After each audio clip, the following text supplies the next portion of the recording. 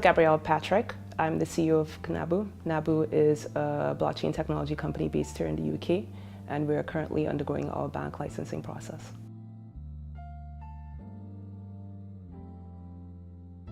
We have two propositions. The first is we want to correct what has been an issue in the blockchain space for the last 4 to 5 years, which is that crypto companies cannot access basic banking. We view this as a commercial right, and so we're looking to correct that problem. On the other hand, we believe that the bank model is outdated, so we are effectively re-engineering a bank with blockchain technology from scratch to provide certain products and services which we think are aligned with blockchain technology. We also want to solve the problem of credibility and reputation. So we have started to build our platform, which is a decentralized application, a DApp, to incentivize credible projects to succeed by giving them easy-to-use tools that we've had to develop and build for ourselves because of challenges with the token economy. We are creating this platform that will assist credible projects to launch very easily and so that they could focus on the strength of their business or model proposition.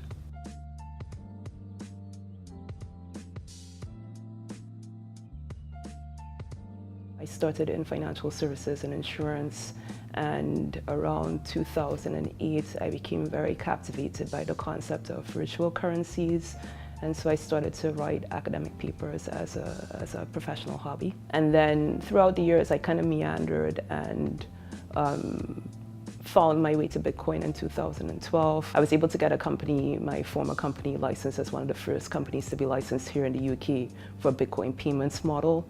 And now this is, the next evolution on my journey to, set up a blockchain technology company that will be licensed as a clearing bank here in the UK.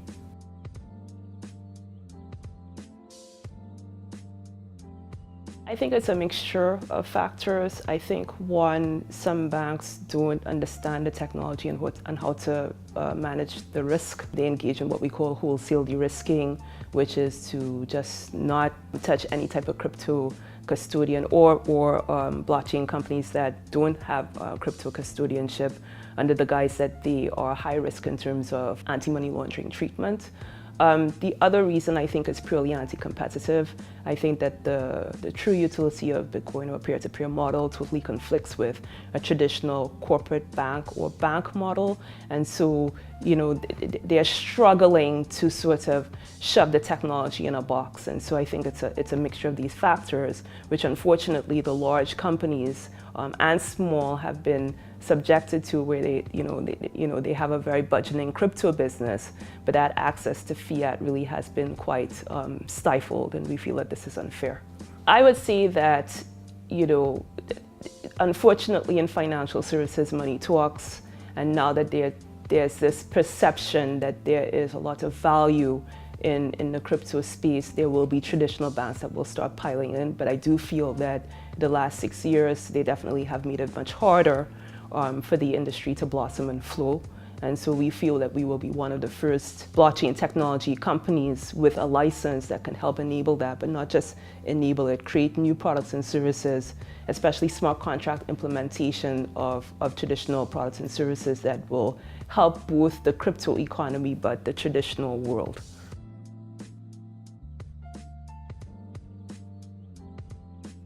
We, like many other people in the blockchain space, are very concerned about reputation and credibility.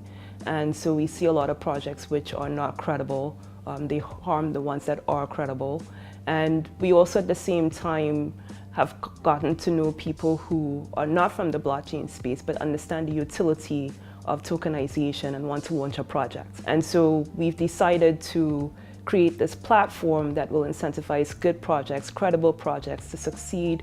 We'll give them the tools that they need to launch much quickly. They don't have to figure out how to issue a token in order to support the tokenization of their business. The platform centers around community behavior, where credible projects will be incentivized to launch and launch quickly, and projects which have issues will be flagged or in some circumstances will be given feedback by the community. So our platform centers around the wisdom of the crowd in order to prop projects which need a little bit of help, but then, dissuade projects which may be, verging on scam or fraudulent behavior. The way we've architected at this time, there won't be a subscription fee.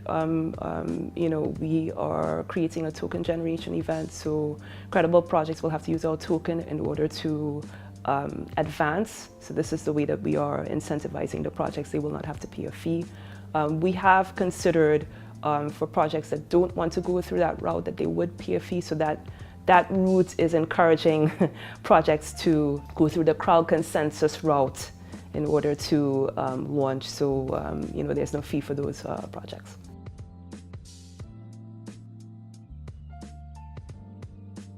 One of the main rewards is that users or participants in the community may contribute services to that project, or they may just support them with funding, different types of token funding. There are other options that we're developing, but they're not really in the public domain as yet. You'll have to go on our website to get more information. Well, we've launched in terms of our project, so more information can be obtained on our website, which is www.knabu.me. Our token generation event will start in the last quarter of this year, and our bank license process is undergoing, so that has already been starting, and we've been getting very good feedback from the regulators here in the UK. Our public sale is going live at the end of this year. We actually are in a pre-sale mode at this time. So our public sale is going to be a Dutch auction over 9 months. We think that this is fair, and we feel that certain behavior will be dissuaded by having this type of long sale by a utility token. Our minimum goal is £30 million. We need most of the funds to capitalize the bank. We're hoping that the community helps us, because we need as much community support as we can get. This is a community issue, it's not a singular issue. And if we could reach that goal, we'll be happy campers. Realistically, to obtain a license here in the UK, it takes 18 months, so we think that we're about 12 months out. That's a very long time in crypto space, but in the normal world, this is trivial. So we're hoping by the end of next year that we will be licensed. For the stake and reputation platform, we're really hoping that this will be a universal usage. The thinking at this time is that that will be an open source project, a DApp, so that people could really benefit, the community could really benefit from its use. The bank model, to begin with, the target customers would be only corporates, so it's a B2B model, only crypto companies. We would prefer that they're based here in the UK. There is something called Bitcoin, and Bitcoin works. So what effectively we want to do is we want to marry as a true hybrid the traditional bank with a crypto model where you would not have to be based in the UK to use those services.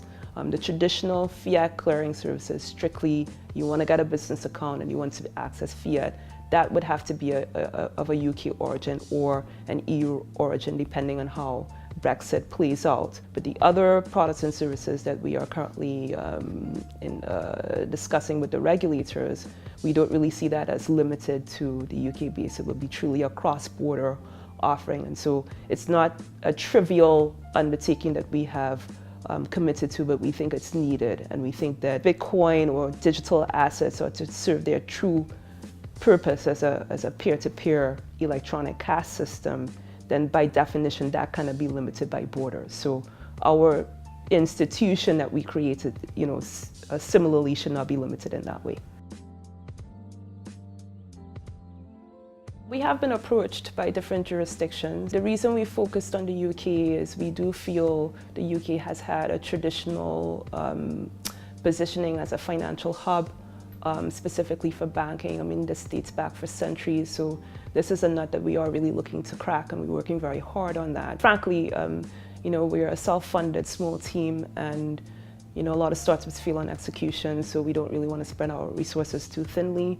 So we focus on the UK for now. We still have the other conversations, and if we are able to, manage another process, we'll consider that very seriously at that time. We've started our token generation event now that will carry forward to the second or third quarter of 2019. As I mentioned, by the end of 2019, we should have a platform with users plus a licensed offering. It's 2 or 3 things, but they're kind of big ticket items for us.